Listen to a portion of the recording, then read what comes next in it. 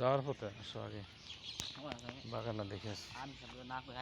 এটা হলো বাগান, লিচু বাগান, আমের বাগান, নারিকেল বাগান। আপনি থামেন। আর এটা এটা হলো কেরু এনকমের ওসি ভবন। পালাহরে তুলন। এটা আপনারা দর্শক, আপনাদের সামনে আমি রাব্বি হাসান হুজুরের দোস্ত উপস্থিত হয়ে গেছি।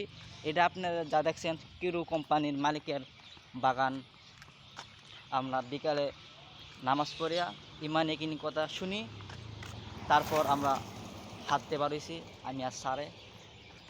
আপনারা কি অনুভব করতে পারছেন? চমৎকার বাগান বিলাস চমৎকার পরিবেশ। বাগান, বিহাস পরিবেশ। হঠাৎ এখানে তো অনেক আগের কোম্পানি, তো ফ্যামিলি ভাড়া ছিল বা কোয়ার্টার ছিল, স্যার এখানে এখন ফ্যামিলি নষ্ট ভাড়া হয়ে আছেন? গেছে। হ্যাঁ, ও, এখন ওগুলি মেয়াদ গেছে, নষ্ট হয়ে গেছে।